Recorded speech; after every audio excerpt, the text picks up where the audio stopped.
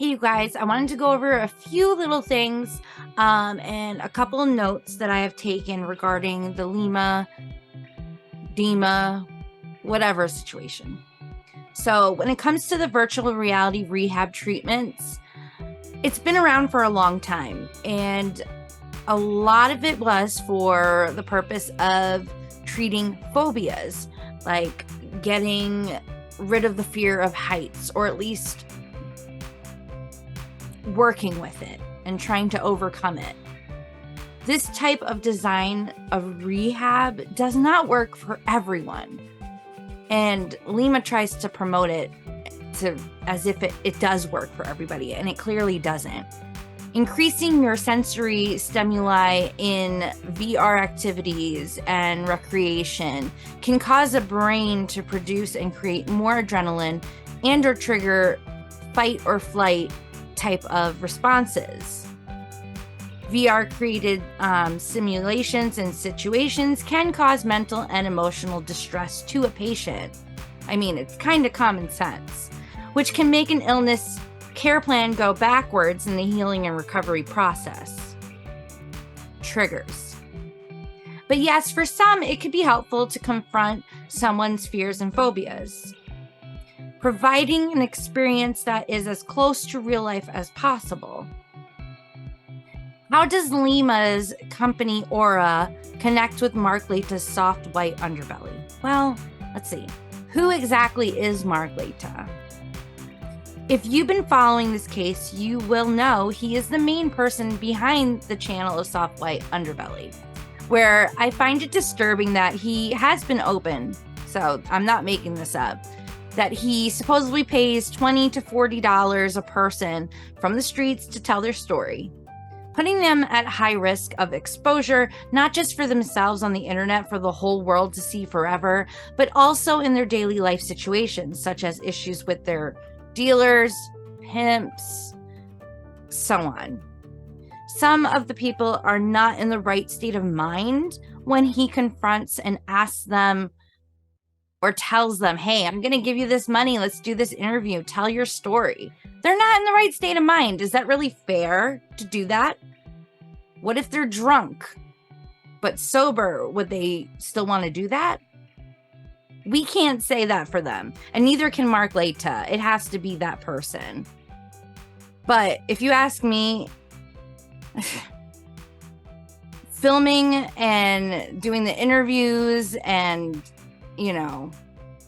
approaching to get them to do such things when they're not in the right state of mind, that's taking advantage. He is also famously known for his photography, having 2 studios of his own, one in New York City and one in Los Angeles. So he's got some money. He has worked in the past with major contracts and deals and projects with Apple, Sony, Beats, BMW, Discovery Credit Card, and Adidas. Now, how does this all tie in with Lima and Aura? Well, she could partner up with him and Soft White Underbelly, and we will say offers these people her services to help them. This is, in a way, in speculation, can be considered human red streetlight, if you know what I mean. Forcing and or having people perform or do work such as her experiments and studies for her own banking. And yes, they are still close, as we have seen in footage recently, stuffing his face with food at Lima's birthday party, in which, from the footage we've seen, no sisters or family of Lima seem to be in attendance, which is Yet she has her family so-called living in an apartment with nothing in it, and just a couple of clothes scattered on the bed in a pile for the mother to have, with no dresser. If you ask me, in my personal opinion, that house is a front, is a setup. Disagree with me, don't like what I say, but if you think about it, where the fuck is their stuff? Maybe they don't have much. Sure. But like I said in other videos before, houses or residents that are made for people that have disabilities or behavioral issues or whatnot usually are pretty bland, because you could take anything and turn it into a weapon or something to harm yourself. So for safety purposes or to hurt others. But if you look around, there's more to that story. There definitely is. I don't think it's that type of situation. I think it's something else. And the male officer in the body cam footage, I think he got the same picture I did. Anyways, moving on. More lies continue with Lima as research has been performed regarding her documents stating that she graduated the University of, I might be saying it wrong, Guelph. It's in Canada. Possibly for biomedicine, but there's people saying that the school is known for its agriculture studies. And apparently the school wrote an email back to BJ that there is no Lima listed. And she provided Lima's Mora, last name Yevramovich, all the spellings of Tequali or whatever. And they were unable to confirm that. The political science degree at that school apparently covers family relations and applied nutrition, geography, political science, psychology, sociology, and anthropology, which I don't think any of those are what she stated. But if she did take family relations and applied nutrition, I can kind of see her trying to take those teachings and make steps towards like the program of rehab that she's trying to do with treatments. But I thought there was something that said she went to school for video programming and design. Maybe I'm wrong. But also there's stuff saying that she went to school for government stuff. Maybe political science is what she was thinking. But clearly she's got it all jumbled up, and who knows? Good Lord. The so-called mission of Aura is to decrease the chances of relapse, claiming through pitches that it will save insurance money. But look at how she uses and works it alongside rehab shuffles. People around the program or have been in programs have said that, you know, the shuffle is a thing where people go from program to program and somebody that's doing the referrals is pocketing that money. I guess it makes enough for a good side hustle. Terrible. The more concerning issues a patient has, the more insurance coverage they will need is the idea of insurance companies, for the most part, that they work with. I would love to see how she profiles and collects data of her clients and patients, or should I say the people she calls her scholarship winners. What does Aura do? Do they do progress notes, heart monitor for when they are triggered, mark and count their behaviors while they're in their care? I don't think she sees the bigger picture overall. It might not be real because it's virtual reality. That experience, though, for those who are forced or attempted the so-called treatment, can backfire. Mentally, it might be real to them.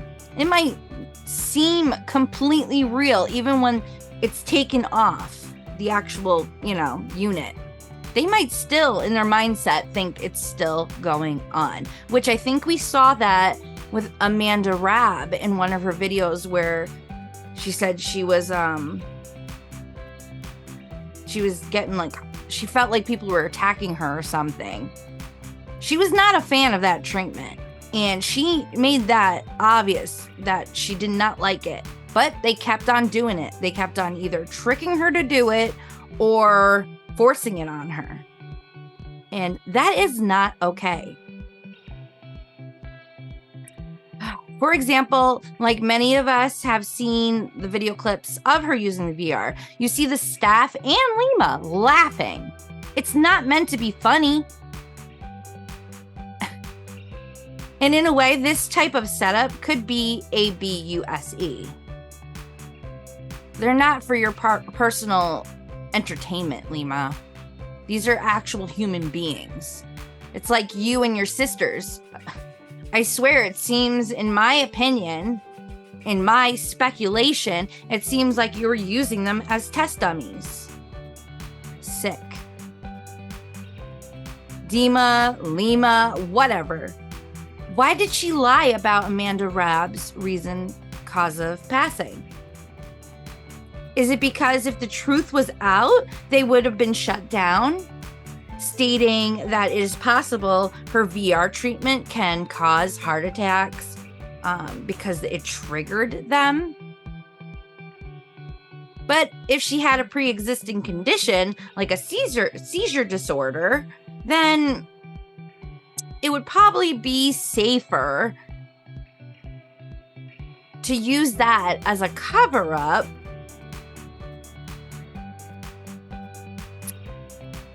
to keep the company afloat and to keep the process going of clients coming in. That's what I think about it, if you ask me. Or it is promoted as, how do I put it? They promote it to companies and rehabs in attempts to use AI, data-driven apps, and all that to control and change the medical field's employment needs. Great. That's exactly what we need, right?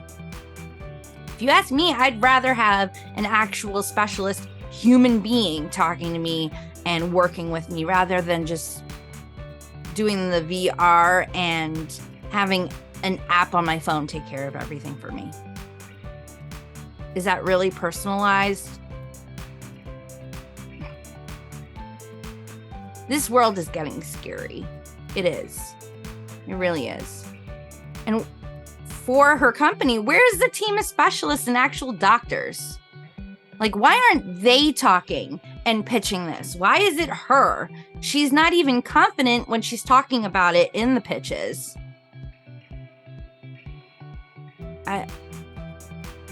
Is her husband that rich that he just bought her a company and built it from the ground up? Who knows? Speaking of that, why is Lima even involved in her sister's care and treatments? It's conflict of interest, if you ask me. Her being family and their older sister, most would consider her too close emotionally to the concern and, of course, can be involved, but not provide special treatments with or without her being possibly their guardian, conservatee, whatever. Which I don't even know if she is legally a proxy for them or something, but if she is, she should not be the person giving them treatment. And at some point, she promoted it on social media that she was having her sisters involved with Aura. So, I don't know. Those are the things that came to mind to me recently in some of the research and videos I was looking at and going over. But tell me in the comments down below what you think of all this. Am I missing something? There's got to be something I'm missing. But you tell me. So I will see you in a new video soon. I'm Leenda, and that's For the Record, Your Honor. Rewatching some Dahlia and Dia footage and their videos and films online and taking notes. I noticed something with the last two videos that are posted. It says 360. And then I replayed it and noticed a message in the beginning. And it tells you it's best to view in a virtual reality headset.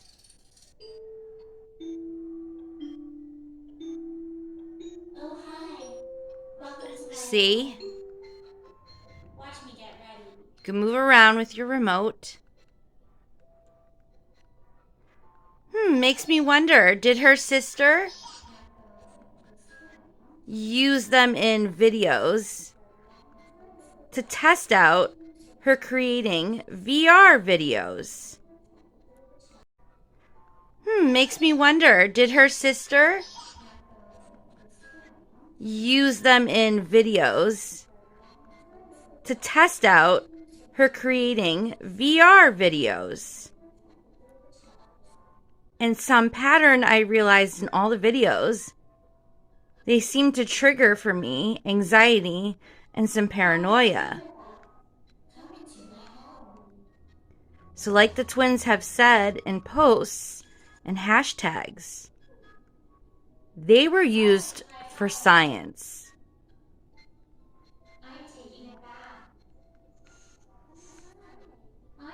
What do you think?